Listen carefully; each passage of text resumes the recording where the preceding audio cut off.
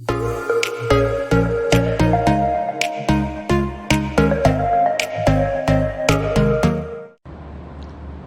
ji, myself Mrs. Aswa Shehbaz. I am a consultant psychologist and executive director of International Peace Leaders Association, and today we are going to talk about a very dramatic syndrome which is chronic fatigue syndrome. ठीक है जी, chronic fatigue syndrome का मतलब ये है कि जिसमें आपको जिस्मानी थकावट फील होती है, लेकिन असल में वो नफ्सियाती साइकोलॉजिकल इश्यूज़ होते हैं जिनकी वजह से आपको फ़िज़िकल सिम्टम्स जो हैं वो होने शुरू हो जाते हैं। ठीक है, नॉर्मली जब हमारे पास इस तरह के पेशेंट्स आते हैं तो वो अपने साथ जो है bundles of files and all that test वगैरह करवा के लेके आते हैं, जिनमें जो सारी इन्वेस्टिगेशंस उनकी जो हैं वो फ़िज़िकली वो हुई हुई होती हैं, जिसमें MRI, CT स्कैन, थायराइड का टेस्ट, ब्लड टेस्ट बहुत सारे, ECG एंड फिर और बहुत सारे जितने भी नॉर्मल फिजिशियन जो हैं आपको टेस्ट रेकमेंड करते हैं टू फाइंड आउट कि आपके साथ क्या इश्यूज़ हैं। हर तरह के टेस्ट उन्होंने कराए होते हैं, लेकिन पेशेंट आके कंप्लेन करता है जी कि हमें जो है वो ये सब टेस्ट क्लियर हैं,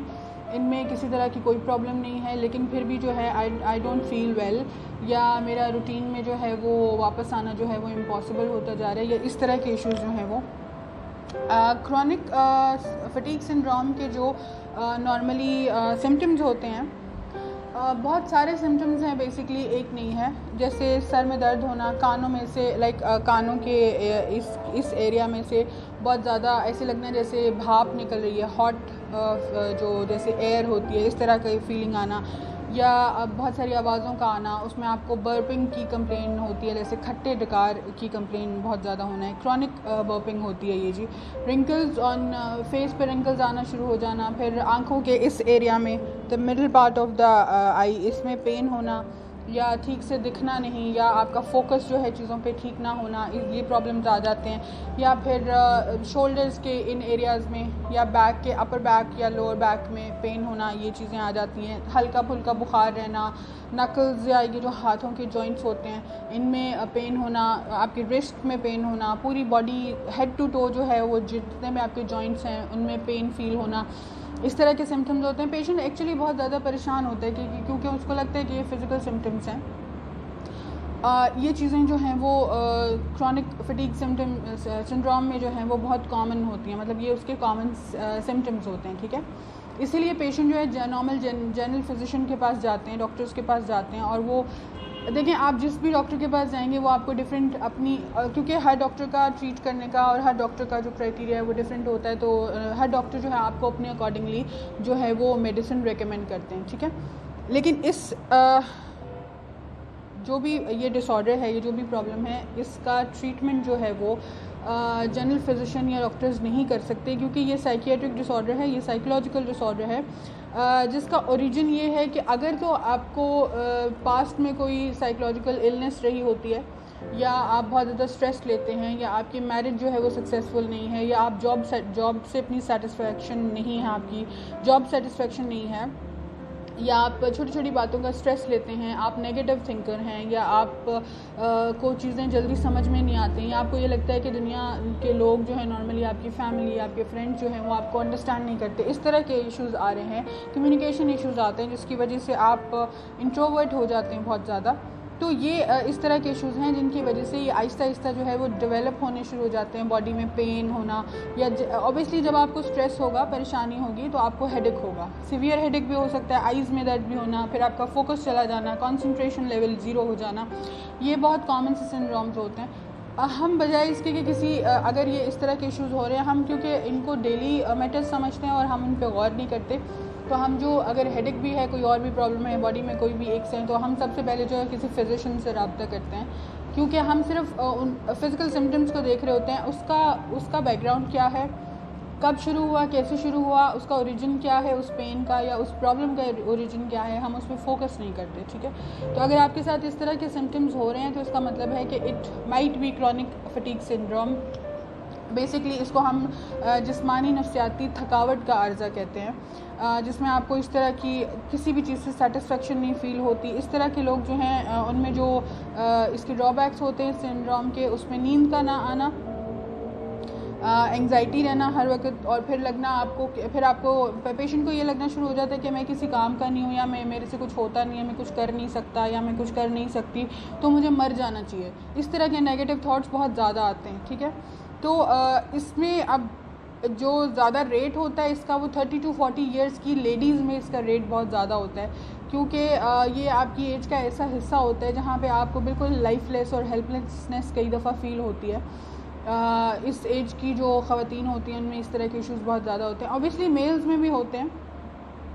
लेकिन जो इनकी ज़्यादा शरह पाई जाती है वो फ़ीमेल्स में पाई जाती है। जो परसेंटेज है इसकी वो ज़्यादा फ़ीमेल्स में होती है, और ये एज ग्रुप एक 30 to 40 ईयर्स का होता है। मेल्स में भी होती है ये चीज़। आजकल तो इतना ज़्यादा स्ट्रेस है, कुछ कोविड की वजह से है, कुछ सराउंडिंग में आपकी जो चीज़ें हैं वो पॉसिबल नहीं हो रही लोगों के लिए, तो स्ट्रेस बहुत ज़्यादा है। तो अगर आपके साथ इस तरह का कोई इशू है तो उसको प्लीज़ मॉनिटर कीजिए कि क्या आपको स्ट्रेस की वजह से ये पेन्स हो रही हैं या इस तरह की फ़िज़िकल सिम्टम्स हो रहे हैं। तो बजाय इसके कि आप अपनी ECG कराएं या आप अपना थायराइड का टेस्ट कराएं या आप अपने ब्लड टेस्ट देते रहें, आप सबसे पहले जाके किसी साइकियाट्रिस्ट से मिलें और उनसे ये बात कीजिए कि आपको इस तरह के इश्यूज़ आ रहे हैं, ये प्रॉब्लम आ रही है। तो मे बी उस आपका प्रॉब्लम सुनने की वजह से आपकी आधी बीमारी वैसे ही सॉल्व हो जाती है। इसकी ट्रीटमेंट की तरफ अगर आप आते हैं, ऑब्वियसली साइकेट्री मेडिसिन इसकी ट्रीटमेंट होती है, लेकिन इसकी फुल ऑन ट्रीटमेंट नहीं होती। इसके साथ आपको डिटेल काउंसलिंग की ज़रूरत पड़ती है, because if you the more you express your self, उसी तरह से जो है उतनी ही डिटेल में आपको जो है वो इसका ट्रीटमेंट पॉसिबल हो सकता है, ठीक है। क्योंकि स्ट्रेस हमारे अंदर होता है, थॉट्स हमारे अंदर होती हैं, और अनफॉर्चुनेटली हमारे पास कोई ऐसे लोग नहीं होते शेयरिंग करने के लिए नहीं होते, और वैसे भी अगर कोई हो भी तो हम इनसिक्योर होते हैं कि जी मेरा मजाक उड़ेगा, या मेरा ये फ्यूचर प्लान किसी को पता चल जाएगा, या मैं इस तरह से प्रॉब्लम में आ जाऊँगा या आ जाऊँगी, या पता नहीं मैं ठीक सोच रहा हूँ या सोच रही हूँ। इस तरह ये इनसिक्योरिटीज़ होती हैं, दैट्स वाई हमारी शेयरिंग जो है वो बहुत कम हो गई है। तो अपनी अंदर की परेशानी, जो भी आपके साथ इश्यूज़ होते हैं, उनको प्लीज़ शेयर कीजिए। शेयर करने से हाफ़ इशू वहीं पे सॉल्व हो जाता है। तो आपको आप इस फ़िज़िकल सिम्टम्स से या इस तरह की जो है वो फटीग से जो है, मेंटल फटीग जो होती है, उससे आप बच जाएंगे, ठीक है। तो इसके बेस्ट सोल्यूशन में सबसे बेस्ट जो हम एक चीज़ रेकमेंड करते हैं, और जो ख़ुद भी ट्रीट जिस तरह से लोगों को करते हैं, वो आपकी डिटेल काउंसलिंग होती है, रिलैक्सेशन थेरेपीज़ होती हैं, ऑब्वियसली मेडिसिन भी होती है, बिकॉज साइकोलॉजिकल ट्रीटमेंट या साइकेट्री ट्रीटमेंट जो होती है ये एक कॉम्बिनेशन ट्रीटमेंट होता है। इसमें आपकी मेडिसिन प्लस आपकी डिटेल काउंसलिंग थेरेपी प्लस आपकी जो है वो रिलैक्सेशन ट्रेनिंग्स, ये सब चीज़ें मिला के एक साइकेट्रिक ट्रीटमेंट आपका बनता है। So you better meet some psychiatrist or some good psychologist around you. अगर आपके साथ इस तरह के कोई सिम्टम्स आ रहे हैं, please go and do share your problems. तो वो आपको हेल्प करेगा इस चीज़ के लिए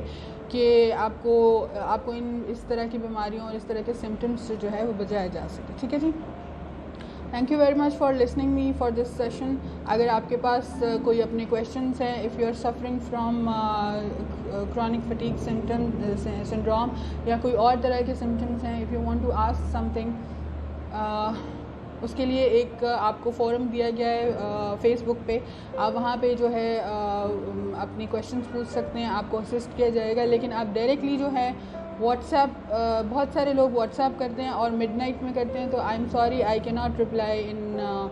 मिडनाइट में। मेरी ऑफिशियल टाइमिंग्स जो होती हैं फ्रॉम 8 AM to 9 PM होती है, उस बीच आप मुझे व्हाट्सएप कर सकते हैं। उसके बाद just leave your message, when I read your message, when I listen to your message, I definitely get back to you.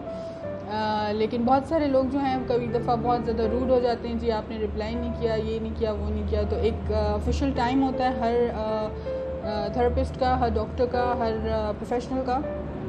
Please उसका ध्यान रखिए। And everybody is always welcome to ask anything. Openly आप कुछ भी पूछ सकते हैं, that will be confidential of course. We know our privacy policies. And thank you very much for listening me.